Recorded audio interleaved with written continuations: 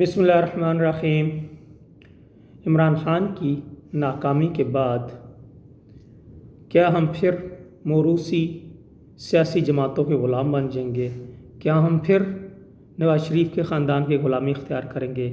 کیا ہم پھر بھٹو خاندان کی یا زرداری خاندان کی غلامی اختیار کریں گے؟ یا پھر ہم مولانا فضل الرحمان یا مفتی محمود کے خاندان کی غلامی اختیار کریں گے؟ تو ایسا قطعاً نہیں ہے۔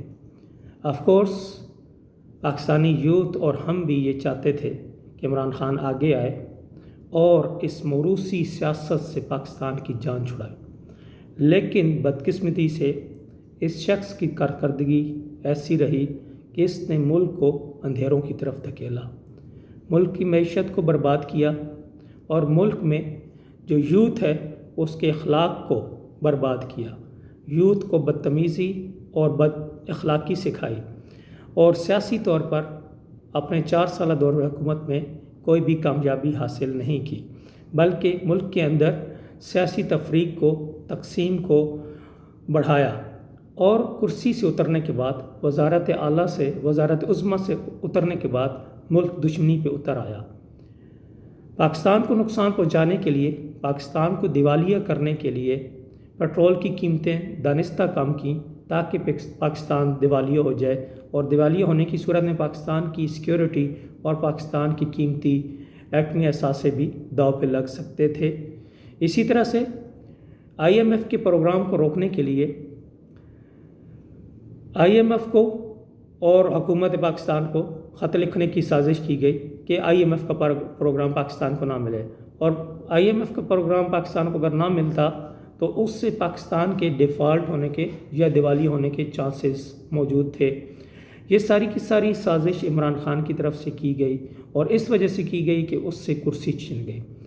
ہم یہ سمجھتے تھے کہ عمران خان اس ملک کو موروثی سیاست سے نجات دلا کر ایک حقیقی جمہوریت کی طرف لے کے جائے گا اور middle class, lower middle class کے لوگوں کو آگے لے کے آئے گا، لیکن Imran Khan as a leader بھی ناکام ہوا، ایز کیا کہتے ہیں پولیٹیشین بھی ناکام ہوا، اور جس نظریے کے تحت ہم یہ سمجھتے تھے کہ عمران خان کچھ کرے گا اور middle class, lower middle class تک جمہوریت کو لے کے جائے گا، جو ثابت ہوا وہ یہ ہوا کہ عمران خان تو ایک بدترین ڈکٹیٹر ہے جو صرف اور صرف میں کا قائل ہے کہ میں ہی سب کچھ کر سکتا ہوں، میری کامیابی یا میں ہی ہوں، یا ملک میں صرف اور صرف صدارتی نظام یا ایک بادشاہت قائم ہو جائے جس میں وہ ایک مطلق العنان حکمران بن جائے یا بادشاہ بن جائے۔ تو یہ ساری کی ساری صورتحال جو سامنے آئی، اس ساری کی ساری ناکامی کے بعد اب کیا نوجوان پھر نواز خاندان کے غلامی میں چلے جائیں یا بھٹو خاندان کی دوبارہ غلامی اختیار کریں، یا جیسے میں نے کہا مفتی محمود کے خاندان کی؟ تو ایسا نہیں ہے، ہمارے پاس بے شمار اور آپشن موجود ہیں۔ ہم نے پہلے بھی موروثی سیاست کے خلاف جدوجہد کی اور آئندہ بھی عمران خان کی ناکامی کے باوجود بھی ہم واپس کبھی بھی نون لیگ یا پیپلز پارٹی یا جو بھی موروثی سیاسی جماعت ہے یا ANP ان کی طرف واپس نہیں جائیں گے۔ ہم اپنے راستے خود بنائیں گے، نوجوانوں کے پاس بہت سے راستے ہیں۔ میں تو ہمیشہ یہ کہا کرتا ہوں کہ نوجوان خود آگے آئیں، ہر الیکشن میں ہر یونین کونسل سے 3 4 نوجوان MNA کے اور MPA کے الیکشن لڑیں۔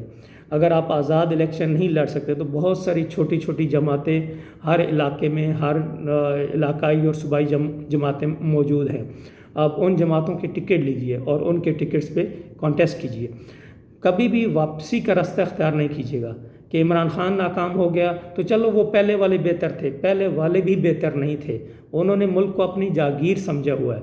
نواز شریف، پھر نواز شریف کا بھائی، پھر نواز شریف کی بیٹی، پھر شہباز شریف، پھر شہباز شریف کا بیٹا، بھٹو، پھر بھٹو کی بیٹی، پھر بھٹو کا داماد، پھر بھٹو داماد کا بیٹا۔ تو یہ کیا سیاست ہے؟ پھر مفتی محمود، پھر فضل الرحمان، پھر فضل الرحمان کا بیٹا اسد، مولانا اسد۔ تو کیا ہم ان کے غلام ہیں؟ یہ تو میں صرف سیاسی خاندان جو پارٹی ہیں ان کے لیڈرز کی بات کر رہا ہوں۔ اگر آپ حلقوں کی سیاست میں بھی جائیں گے تو وہاں بھی چند خاندان مسلط ہیں، جیسے گجرات میں چودھری خاندان مسلط ہے، جیسے تلنگانہ جس علاقے کا میں ہوں یہاں پہ ٹمن کے سردار مسلط ہیں۔